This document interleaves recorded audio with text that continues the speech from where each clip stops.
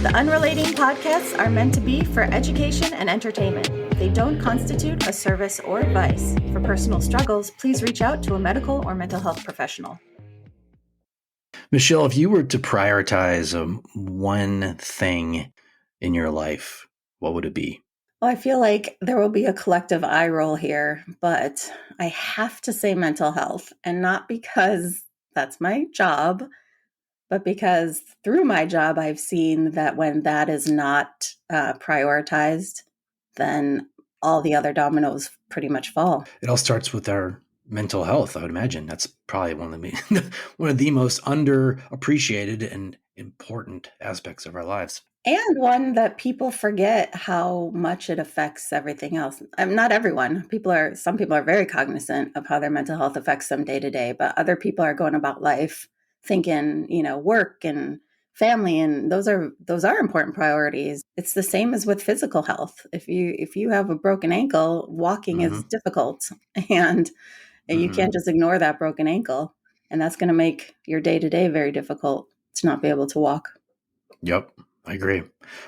I think as I get older, the one thing I'm prioritizing more than anything else is my physical health. And what I mean by that is just working out, doing something every day, trying to strengthen my core, or just get stronger. Because as you know, as you get older, it goes away. So it's going to be a fight the rest of our lives. So for me, that's something that I've really prioritized. And, there's sometimes some things I claim are priorities and in my heart are priorities. My behavior doesn't really reflect that. So I would put, relationships with family and friends high up on that list. But then, the days go by and maybe I haven't called a friend that I love and miss, but didn't make time to do that, or, didn't text someone back. Or maybe that's something we can talk to our next guest about, is what happens when you have certain priorities, but you're not really acting upon them. That'll help both of us with our priorities, and mental health being one of them. Yes. And what is the show for if not our own personal therapy? Selfishly, I do this podcast for my own benefit. Yeah. What I'm excited for with our next guest is that he has not only come up with this great concept, a part of relationships that sometimes gets neglected, which is how we prioritize things and whether we're on the same page, but he has some really concrete steps to take, some evidence-based work that will give people some really easy and accessible ways to address this topic. Welcome to Unrelating with Kel and Michelle, and I'm one of your hosts, Kelly. With me is my co-host, Michelle, a licensed marriage and family therapist who's been providing individual and couples therapy for over 2 decades.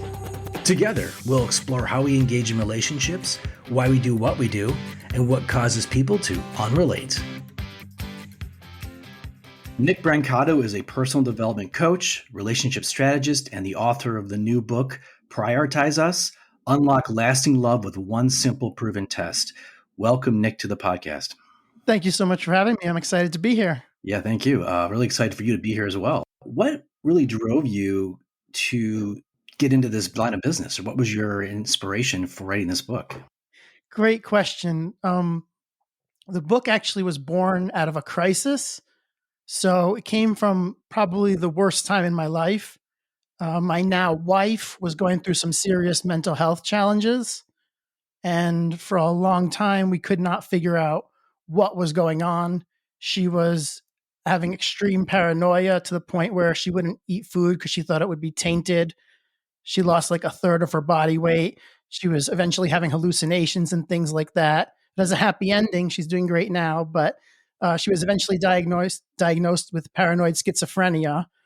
And she's has the right medication now, and she's really thriving.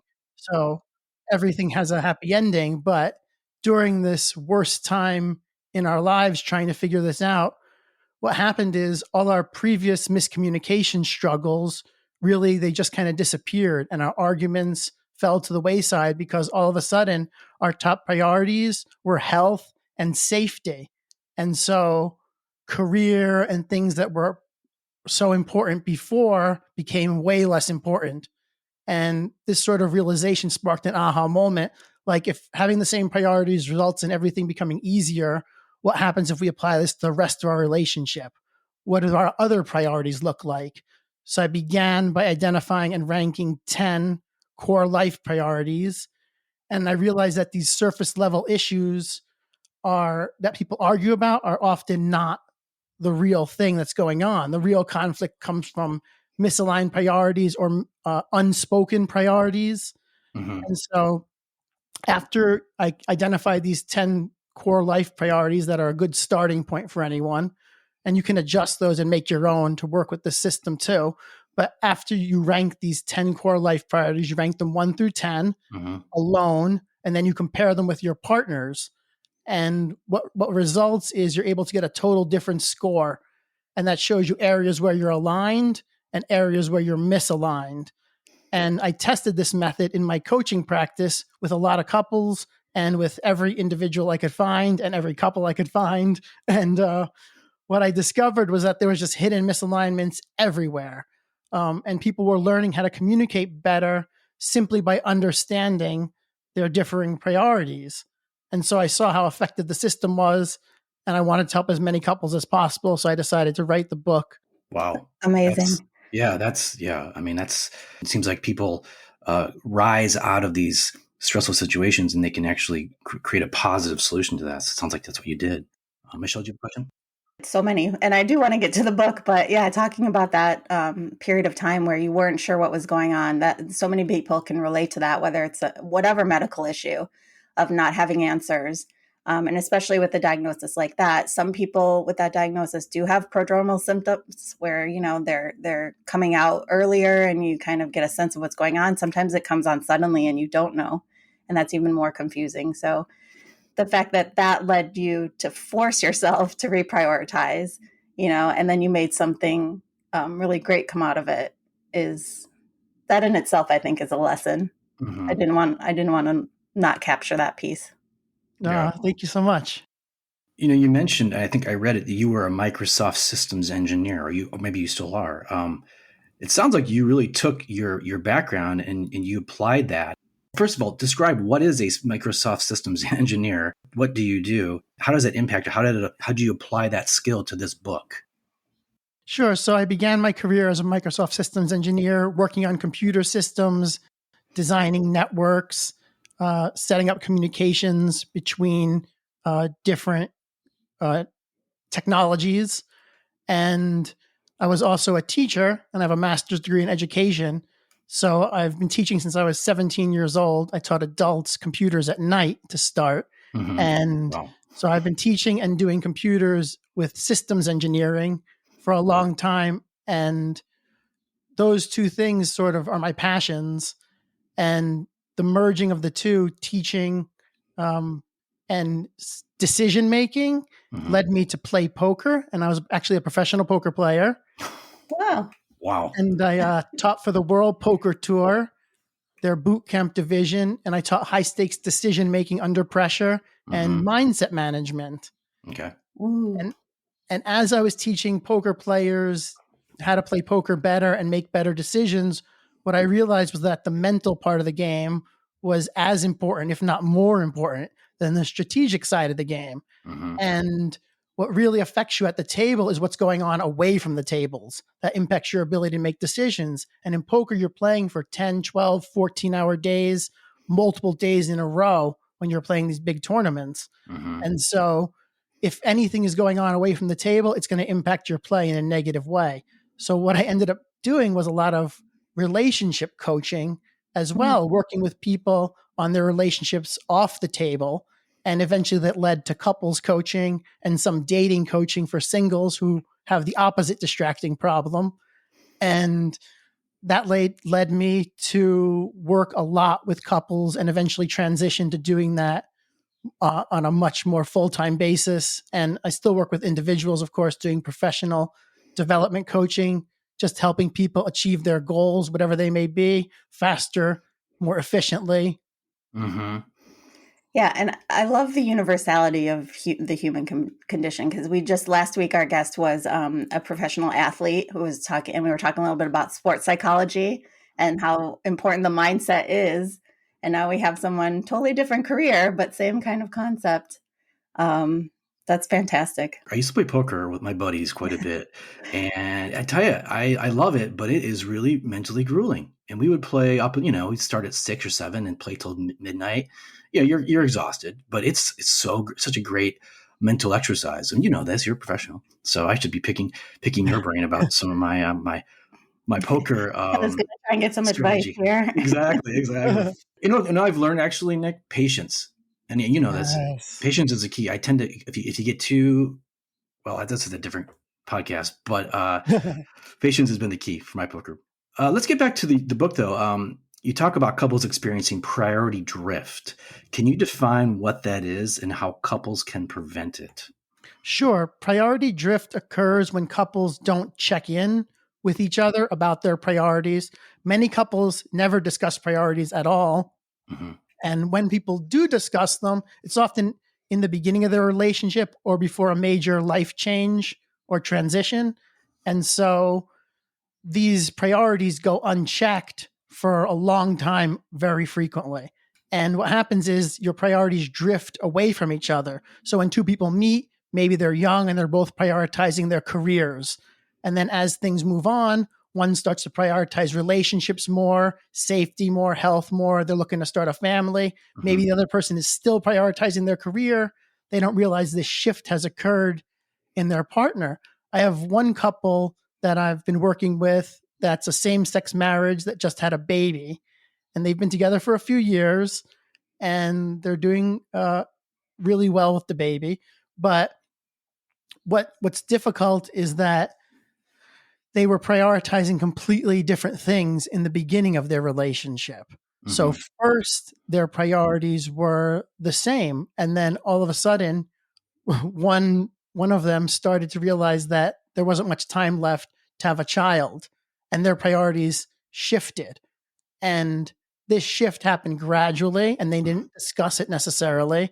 And then all of a sudden, it came like a blindside to the other partner when they finally did mention it, because they weren't checking in on these priorities at all. Mm-hmm. Yeah. That makes sense. And in your book, you do talk about different phases of relationships, newlyweds and couples that have been together 50 years. But yeah, I'm a huge proponent of premarital counseling. A lot of people do make assumptions about what someone's values or priorities are. And the idea of intentionally checking in every so often with your partner, however long you've been with them, to talk about whether your priorities are still aligned. I don't think a lot of people think about that. It wouldn't even occur to them to start a conversation about that. So this book is really a helpful guide, a manual for that. That seems like a really natural progression for most relationships, though. I mean, I feel like I'm thinking in my marriage, we've progressed. Our priorities have changed. We've been married 11 years now.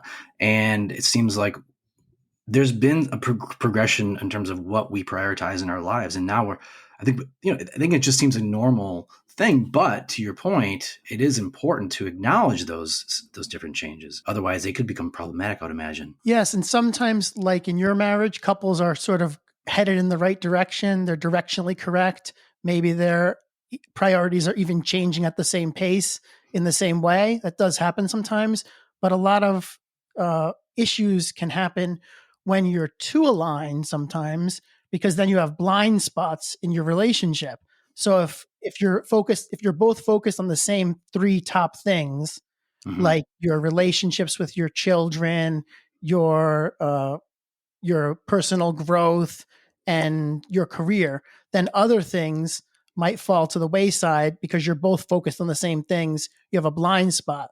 So couples that are so aligned, if they don't check in, they can also have problems. So you can avoid priority drift by doing, I think, medium, small, and large check-ins. So a small check-in is just something you can do really quick. Like, one thing I would encourage all your listeners to do is just write down their top 3 priorities just for themselves. Just, what are your top 3 priorities in life? And then ask your partner, your significant other, or a close friend to do the same, and then exchange them. And what you're going to find is that they're not the same. You're going to find that they're very different. Maybe one of them will be the same, and that'll be a pillar of your relationship, something that you can really work from, a strength. And then you'll find that some are very different, and some might be something that wasn't even on your radar. And so when you do this little exercise, it takes less than 5 minutes, and it shows you right away that there's areas for communication, that you could prevent conflict before it occurs by discussing these things. So, like my wife and I, for example, we do small check ins every day. We have like a hot beverage ritual. So, whichever one of us gets up easier in the morning makes the hot beverages. Then we drink them together. It takes between 5 and 15 minutes. No devices, nothing else. And we're on a clean slate because we just woke up. So our minds aren't loaded from the day and from everyone else with what's going on. And we just do a check in and we say, what's your highest priority today? Or what's the biggest decision you have to make today? Mm-hmm. What decisions are you going to have to make today? Mm-hmm. And by checking in on those things, not only are we more a part of each other's lives, but we know what's going on a day-to-day basis. So we have context, and that's everything. So I know what my wife is doing, when and why. Everything she's doing makes sense to me. So I don't ever have a problem where like she's focusing on her career and that feels like neglect to me. Mm-hmm. Or why isn't she prioritizing our relationship? Because I know for this interval, she has to focus on her job. So And you have, oh, sorry to interrupt, Nick, but that's so great because then you have real information, factual information, and for your meaning making instead of having to guess or assume or take something for granted. And the fact that you are making a choice to do it in the morning is amazing because I think a lot of times people try and have conversations with their partner and the timing is just, it's not a great time, especially at the end of the day. And people, it's a nice reminder for people to think about, to be thoughtful about when you're going to have a conversation like this for clarity. And taking a few moments in a day makes such a big difference. Just a little small check in. If you can't do it in the morning, you can even do it over text if you need to. Like, what are your 3 priorities? What's going on for you today? What's important for you? Do you have any decisions you need to make? So often people are stuck making decisions alone that they'd much rather discuss with their partners, but they often don't realize they can, or they don't have the space to do it, or they don't want to do it because of bad timing. And so another thing you can do is like medium check-ins, maybe like once a week, and then large check-ins like once a quarter or once a year. So a medium check-in might just be like a meal together with no devices, no screens, just an hour alone with a true conversation going on. Mm-hmm. Nick, you mentioned earlier the same-sex couple that they had a child. What do you do when you have a couple when one's priority suddenly becomes having a child and the other's is still hesitant? What do you say to them? That's a great question. So whenever there's a big life change occurring, a major transition, that's the point where you really want to check in on your priorities. And I do want to differentiate between priorities and values. Values are more stable. They're like pillars of your life, they're beliefs. If they change gradually over time. Most of them exist for all of your life. Um, Priorities change all the time. They change on a day-to-day basis. They change overall, especially when there's life transitions. So checking in on your priorities, reassessing them when you're aware of an internal change, just doing it yourself is really important. I think just doing the priorities, identifying your priorities and ranking them for your personal use is just really profoundly impactful. And then after you rank your priorities, I'd encourage you to look at them and how you spend your time. So in the book, there's a worksheet for defining satisfaction and effort and also time and priorities. So how many hours a week do you spend on each of your priorities? How much are you spending on your career? How much are you spending on your entertainment? How much are you spending on your relationships? And my goal whenever I'm working with someone, whether it's teaching them to play poker or teaching them to improve their relationships, is for their actions to be in alignment with their intentions. Yes. And so you got to check in with yourself. Like, how am I spending my time? What I often find is that people put entertainment in their bottom 3, sometimes at the very bottom, and the time might be like 4 to 6 hours a day, passively consuming content and things that they're not learning from. And they don't even mean to be doing that. It just kind of happens. That's what I'm thinking is it would be important to have an honest evaluation of your priorities because there's the ones you think are your priorities and then the ones you're actually prioritizing, and that's not always the same. So action aligning with intention is something we talk about a lot too. So with the couple, what I told them to do was that they have to get on the same team. They can't compete. They have to cooperate. And so what does that look like? After they identify their priorities and they discuss them and they look at how much time they spend on their priorities, did anything shift? So what was interesting was that even though one wanted to have a baby pretty immediately, all of a sudden it seemed, um, their time allocation didn't shift. So even though this was now a priority, they weren't allocating time to it yet, probably because they didn't discuss it with their partner. So they didn't feel comfortable spending a lot more time researching and going to doctors and going down the rabbit hole because they hadn't made it visible yet. So this was a blind spot in their relationship. So once they uncovered it, they could look at how their other priorities were going to change. And what I find is that once you reveal your priorities to your partner, if both people adopt a learning stance and are curious and ask, why is this your priority? It's not about making your priorities the same. Yours don't have to be mine. They don't have to be identical, but I need to know what yours are and why. If I know why something is important to you, then I will begin to take it into account in my life naturally, and I'll auto adjust, and our priorities will start to become increasingly aligned over time because we care about each other. We are our most important relationship in life. And I want to do the things that you want to do because they're important to you, and vice versa, or at least make the space for you to have available to do the things that are important to you. And sometimes people don't know that they have to do that. Like if you want to focus on personal growth, I have to give you time to allow for that. And it doesn't mean time away from our relationship that you don't want to spend time with me or you love me less. It means that this is important to you. Exactly. That's great, Nick. Thank you. I love the idea of self-awareness too. Why is individual self-awareness such a critical component of alignment in relationships? So self-awareness is critical because if you don't know yourself, you can't ever know anyone else. You think you might know them, but really it's just all guesswork. If you don't know what you know, then you really can't know what someone else knows. So if you don't know your own priorities, how could you know someone else's? You're just guessing. And most people are guessing at their own. And in fact, there are often what I find priorities that people have never discussed at all. Sometimes priorities like sex or spirituality go completely undiscussed in the beginning of a relationship. Sometimes even before people get married or through marriage, they haven't discussed these really key things in life. And so just churning and bringing up conversation points and making a safe space to discuss things, I think is so important. Michelle, you see that in your practice, I'm sure. Non-communication, not communicating, especially Nick mentioned sex. I can't imagine that. It's a huge talking point for couples.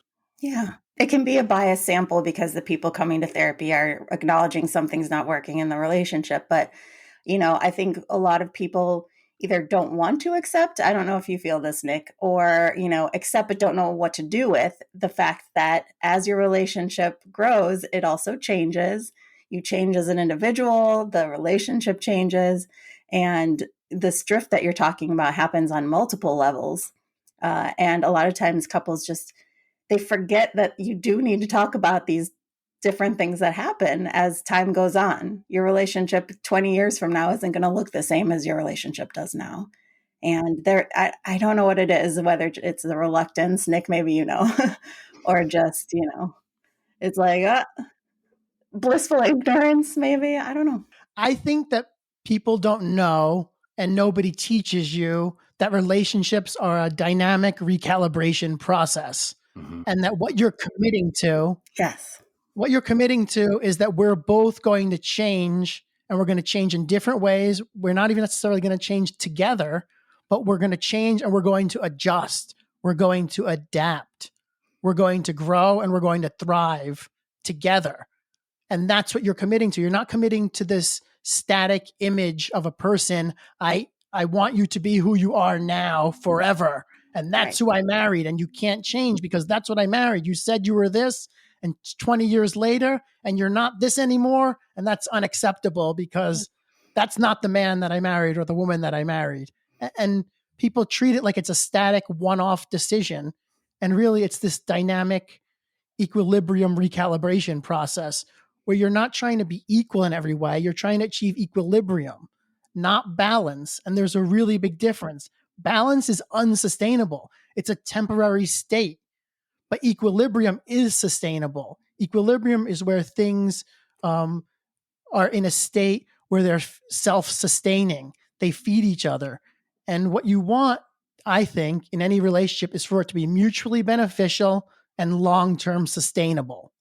And when you have those two things going on, then both people will be able to grow and thrive. And that's my goal with every relationship and with everyone that I work with, is for them to realize that this, if you're taking your relationship seriously, then it's not a finite game. There is no end point. There is no win. The win is the continuous playing of the game. It's an infinite game, and you can both win by being on the same team and cooperating. Exactly. And you used a great word earlier, which is prevention. So not waiting until these things happen, but putting the work in now. And I think your book gives a lot of actionable steps and activities to try. So a couple who's listening and is like, we're good, we're trucking along, we don't have any issues, could still benefit from doing these activities ahead of time. We talk about prevention all the time in other aspects of healthcare, physical healthcare, and all of that. I wish more people would approach mental health and emotional well-being with that same mindset. That's so true. Being proactive, I think, is the key to almost everything in life. If you're proactive in your relationships, if you're proactive in your health, if you do things before they're a problem, that's why nutrition is important. That's why exercise is important for your health. But people don't pay attention to these markers for their mental health. And they certainly don't pay attention to these markers for their relationship. So having an objective, data-driven system where you can say, like, let's just take 5 minutes and get the facts of where we both stand right now. Take emotion out of the equation so that we can both make better decisions. Now, have you ever run into couples who are scared to do those activities because they're like, I don't want to stir up trouble? Because that says a lot too. That's an indicator. Some people are almost afraid to do the priority test for themselves because they're afraid they're going to have to share the results. One couple that I work with is they're not married, but they've been together long term. They have 2 children, like 5 and 7. And one of them is a stay-at-home parent and homeschools, and the other works full time. So they have a lot of interesting dynamics going on and things at play. And so with them, one of the things that was a huge issue for them was they weren't checking in at all. They were scared to reveal to themselves and to each other, what was really going on. And so the first step was getting them comfortable with themselves, letting them know that it's okay to have whatever your priorities are. It's okay. You're your own person. You're allowed to have your priorities. They don't have to match up with your partners. In fact, it's often better when they don't.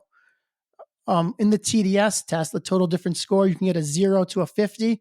A 0 is like 1 in a trillion. That means perfect alignment. It never really happens. So most people are going to fall somewhere in the middle.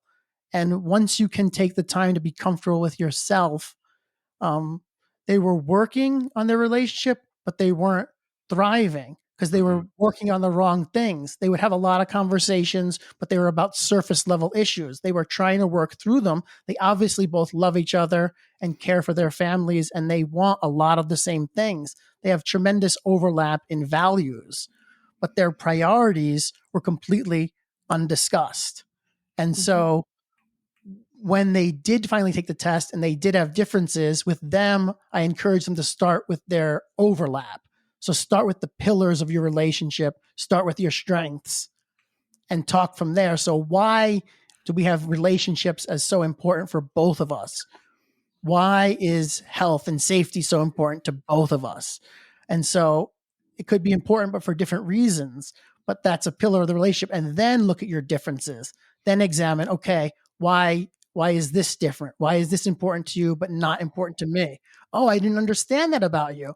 I didn't know what your long term vision was. And vision, I think, is really important. You want to have a shared vision for the Mm-hmm. future with your partner. And if you don't discuss priorities, then you're going to have different visions of what the future looks like. And so I gave them some small rituals away from the kids and away from work that they can incorporate into their lives and do little check ins that are easy, 5 minutes. Some of them do text message, which I think can be very effective Nice. if you communicate objective facts that are data driven, that are from a system that's not just what's swirling around in your head. Like, what are your top 3 priorities? Or do you have any big decisions to make today? Just small things like that. Those little check ins are so impactful because they say, I'm listening to you. They're bids at connection. And when you return them, a lot of positive things begin to happen naturally and you start to compound wins. I think that's why rituals are so important or systems are so important because it lets you put them into place. Once a week, we check in our priorities. Once a month, we check in our priorities. If you do that consistently, then it compounds over time and you really start to see the spiral up. Mm-hmm. Yeah. And even though you're saying facts and data driven, those points of connection are a form of intimacy. So that grows your connection even more. And the very reason that you mentioned earlier why some people have trouble talking about the issues, the priorities or their issues, when they finally do, it's very intimate. It's like, oh, I just showed you a new part of myself that I've been hiding or that I haven't even dug to reveal yet. And so now you're sharing these very personal details about your life and what's important to you. Yeah. I feel like one example I can think of is, again, I'll use myself as an example, but with our future planning, you mentioned future planning earlier. I feel like with myself and my wife, I made that more of a priority. And I think about where we're going long term, what we're going to do, where we're going to live. And we talked about it a lot and it's grown. And I think now it's become a bigger priority with her as well. And it's actually brought us closer as a couple because I feel like, okay, we're both on the same team here. We both see this future that we're trying to build together. I'm talking about like retirement, things like that. And maybe it's just a male trait, Nick. I don't know, but it seems like men tend to think more financial and more like numbers based in terms of the future. Do you see that in your practice? That's awesome that you guys have that. And it's the same thing with me and my wife. I'm very future oriented and she's very present oriented. And so we complement each other. She brings me into the now. Mm-hmm. I help her plan and for our futures together. And by knowing that we have these dispositions and these strengths, we're able to work as a team together and cooperate whenever we work on a project or whenever we are discussing anything, because she can focus on the next steps and I can focus on the strategy and the Mm-hmm. longer term steps. I feel validated. Thank you.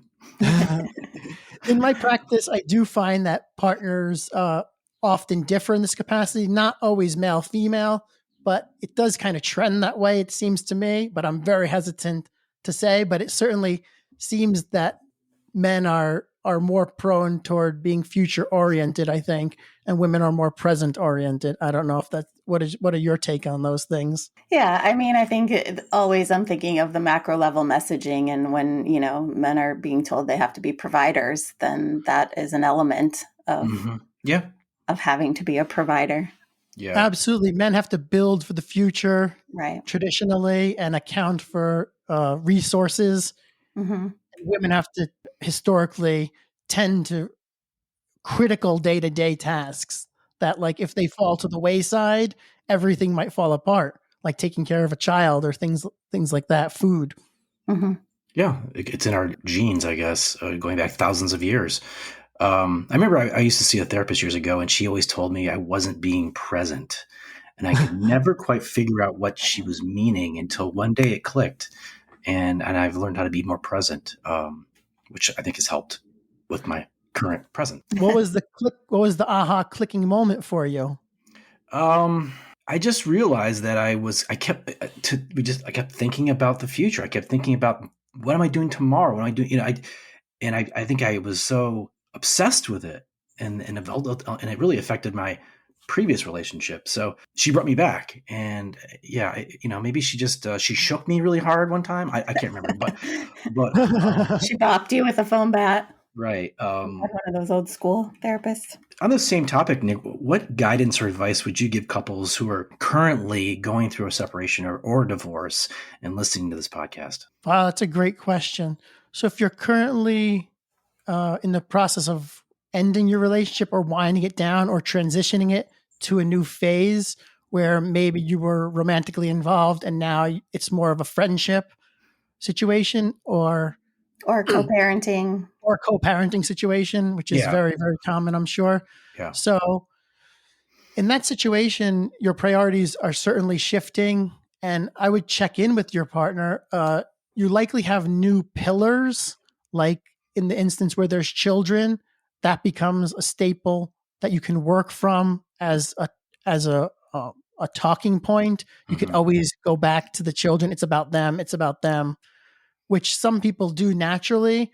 But when you make it explicit by saying, like, this is where my relationships, our children, rank relative to my career, or this is where it is relative to our finances or my personal finances. Basically, I would have them decide how they want their relationship to look. What is it? And separately, what does our relationship look like to you in the future? What does it look like to you in the future? So just jot down a couple things that how you envision the relationship looking.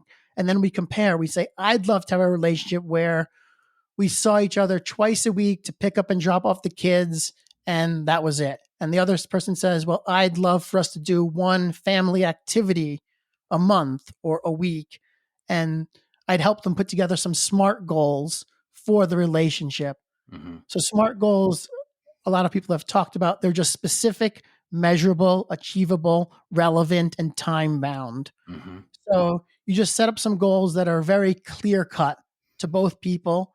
And those are really shared priorities. These are things that we agree to do together to be the pillars of our relationships.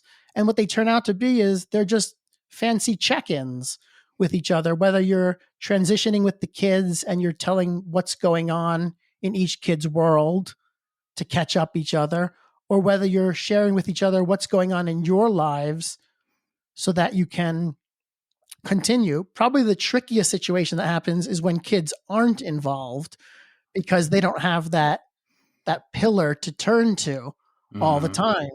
And it's like, what does your relationship look like in the future now?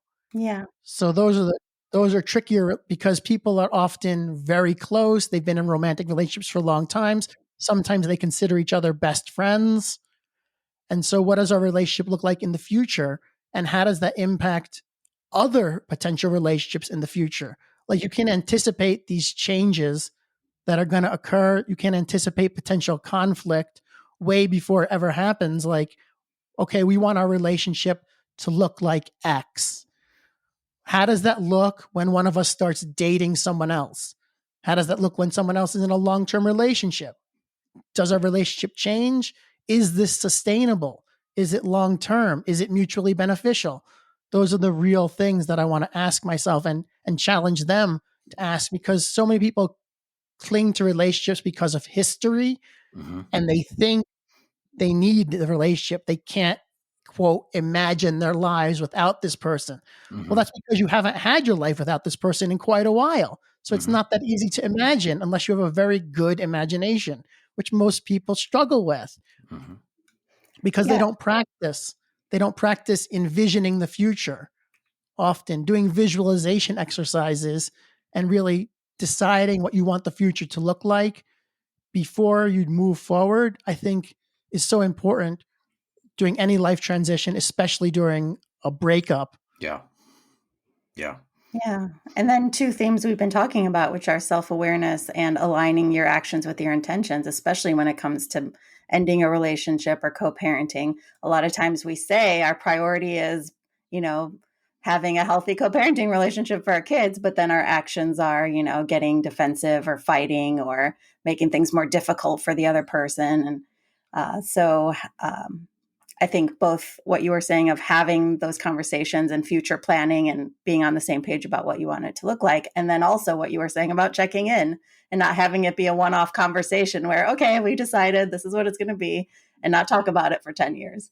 Nick, where can listeners learn more about your work? If this conversation resonated with you, then I do have a few spots available for private coaching, personal development coaching, or working with couples. You can find out more at nickbrancato.com, or you can DM me on Instagram at personal dev coach. So I help people uncover their priorities, confront misalignment, and build stronger relationships. And I would love to hear from anyone. Also, if you're interested in the book, you can get Prioritize Us on Amazon. And for a limited time, if you go to my website, nickbrancato.com, and sign up for my mailing list, you can get the ebook for free. Well, Wow. look at that. Yeah, See, I love it. I think your journey, Nick, and you're an inspiration. I mean, just hearing your background, and it was just such an amazing story. So I don't know, you're an inspiration to me. Let me just say that. Wow. Thank you so much. That's very flattering. That really means a lot to me. No Yeah, worries. I think what Kelly and I appreciate, and part of the reason we do this show, is that acknowledgement that, like, if I have a resource, if I have some education, something to offer people that could be helpful to help them thrive, we want to put it out there, and that's what you're doing. That's been the trajectory of your career, I think. So that drive to just be a helpful resource to the world, that is something Kelly and I appreciate. Thank you so much. That it's so special to be seen and heard and to be on the same path as you guys with the same vision for what we can accomplish. And I really love what you guys are doing here.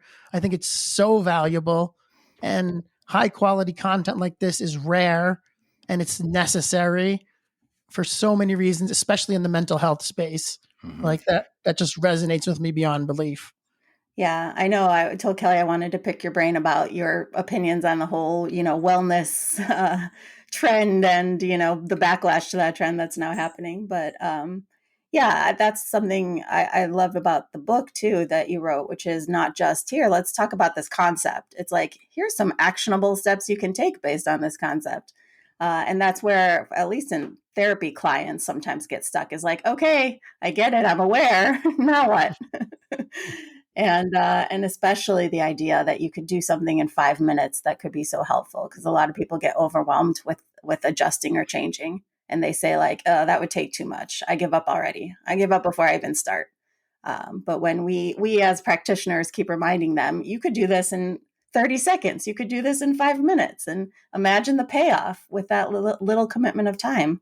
It's good to have more people out there reminding people that's possible. Nick Brancato is a personal development coach, relationship strategist, and the author of the new book, Prioritize Us, Unlock Lasting Love with One Simple Proven Test. Nick, thank you so much for coming on the podcast. We really appreciate and we love your work, and keep up the good work. Thank you so much for having me. It's been a pleasure being here, and Yes. I look forward to everything you guys are doing in the future.